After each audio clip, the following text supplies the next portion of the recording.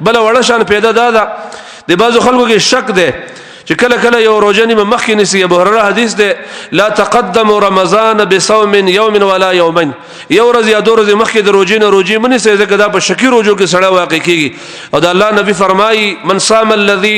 صام يوم الذي يشك فيه، په هغه ورځ که چا روزې نیولې چې هغه شکی روزه وه فقد عصى ابا القاسم صلی الله علیه وسلم، د الله د رسول نافرمانی وکړه، دا شکی روزې نه نیول پکار. ان شاء الله روزه به نیسو کله چې موږ سپوږمۍ ولیده کوشش وکړو. او یا د پاکستان حکومت کله سپوږمۍ ونیوله سکه هغه د هلال کمیټې کسان هم بدل کړي دي، هغه خم واحدین راوستي زمونږ مخکې هم به د خلکو یقینو،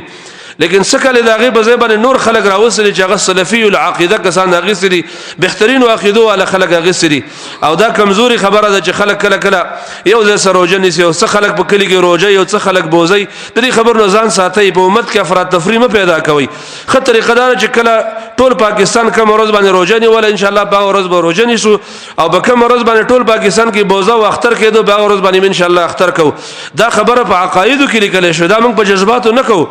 د عقیدې چې څومره کتابونه دي د سلفو عقیده چې کم تویل کېږي، د صحابو عقیده چې کم تویل کېږي، د تابعینو عقیده، د هغو د عقیدې په کتابونو کې دا لیکلي دي چې د مسلمانانو روژه او د مسلمانانو اختر،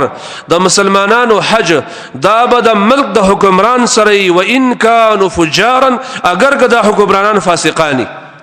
دا سوال خپل حل کړی د صحابو، اگر که دا حکمران فاسق ولې نه، اگر که دا حکمرانان روجي نه نیسي، دا تاسو ته معلومه ده او ما ته معلومه ده چې د روجو اهتمام د دې خلکو ډیر کم دی. خو دا د سلفو عقیده ده چې د مسلمانانو اختري، د مسلمانانو روجي دا به مع الامراء، کوم خلک چې سلطه والا او امراء د هغو سره به روجه او اختري و ان کانوا فجرا، اگر که د دوی د حکمرانان فاجران او فاسقان ولې نه. دا زمونږ د نبي زمونږ د صحابو عقیده، لهذا د دې عقیدې له موږ ځکه زور وکړو چې دا د اسلاف او عقیده دا چې څوک ځان ته سلفي العقیده وي، کتاب او سنت والا وي، دا د منهج مطابق جمله له دې خبري لحاظ ساتل بکار دی. او دا د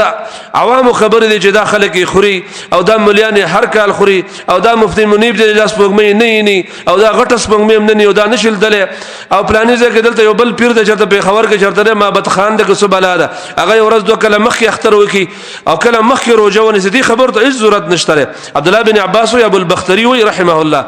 ومنغ عمره تري ومنغ سپوږمۍ ولیدله، فقال بعض القوم، بعض ملګرو ابن ثلاث دا د درېمې ورځې سپوږمۍ ده، او بعض ملګرو ابن ليلتين دا د دویمې ورځې سپوږمۍ ده. ومنغ چې مدینې ته لاړو عبد الله بن عباس نم تاسو وکړه، نو هغه تاسو کوم شپه باندې دل ما پلانې شپه باندې موږ سپوږمۍ ولیدله، چا وی چې د دویمې ده او چا وی درېمې ده. وی هغه راته وفرمایل چې دا د اقا ورځ ده چې په کوم شپه تاسو لیدله، ځکه نبی کریم صلی الله علیه وسلم دا فرمایلی ان الله مده للرؤيه، الله رب العالمین کله د سپوږمۍ غټي د کتلو د پاره کتي فهو ليله رايتموه، دا د اقا شپه سپوږمۍ چې په کوم شپه تاسو لیدله، دا د اقا شپه سپوږمۍ ده. دیو جنا قران او سنت کې دا راغلی چې قیامت کله را نږدې شو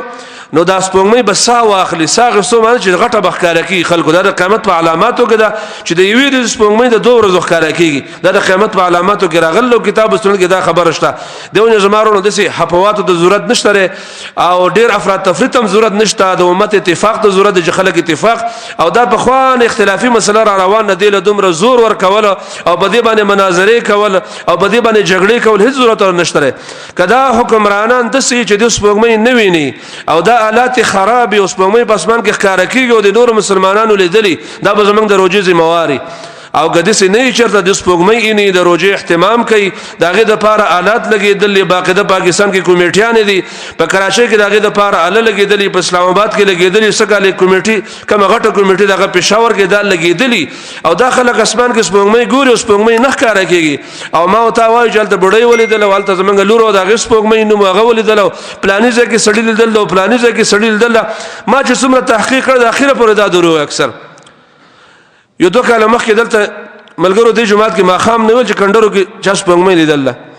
ما او به الحق صاحب د ناس من کندرو ته لاړو چې کندرو ته لاړو الته تل شاته چې موږ لاړو الته ملګری موږ سپوږمۍ وینا یو سړی ما تار لیدو هغه ملګری ته ناز چا زما مخ د سیم ښکاره کېدو چا تار ښکاره کېدو، دا زمونږ د لیدلو حال دی. نو دغه زمنګ د لیدلو حال د کر کې ول د پلان دغه اسمان د زما واستا مخې ته او ښکاری نه دوربین والي نه واجب خبر په ګټ کې وډا ویني یا د کارغه په سر باندې وسړی ویني کولی د ان شاء الله موږ د یو مسلمان گوایم په دې باب کې قبل او کله ویني او د چرته هم نه رشوي چې پاکستان حکومت ګورنمنت نه لیدلی او په دې کې کې تاسو دې کسانو مخامخ شال دل را پای شي هیڅ کوم نشي پیدا کړي دینه معلومه کې زمونږ د جذباتي خبره پرې خودل پکار دي خپه هوش باندې خبره کول پکار دي او کتاب او سنت چې څنګه د هغه تابعداري کول پکار دي ان شاء الله تعالی روزه او عظیم عبادت د سره غپ نه دی لګول پکار او دا په غپ شپ باندې کې دا د وړو په خبرو نه کېږي د خزو بلیدو نه کېږي چې پلانې ځکه خزل الله او پلانې کوټکی کې خزول د زمان ګور لیدل او زما ورندار لیدل او عجيبه خبره دا غټ کې ول تا ونل د پاکستان حکومت ونل دا عام خبرې دي دا پرې خودل پکار دي ان شاء الله اصول د سلفیت دادي چې حکمرانانو کړه سپوږمۍ ولید او اعلان وشو سرکاري ان شاء الله روزه بنسو او که اعلان وشو ان شاء الله باغې باندې بختر کو الله رب العالمین دې بده مسلو موږ د عمل توفیق راکړي الله دې زموږ اعمال کتاب او سنت مطابق برابر کړي الله رب العالمین یو عظیم میاش روان د الله موږ ته متوجي کړي او الله زموږ اعمال په دې میاش کې ته زموږ قبول کړي او الله موږ د نیکو اعمال او د ډیرو قیامونو او د قران د تلاوتونو د ذکر اذکارو د مسکینانو سره د همدردی توفیق موږ راکړي اقول قولي هذا واستغفر الله لي ولكم ولسائر المسلمين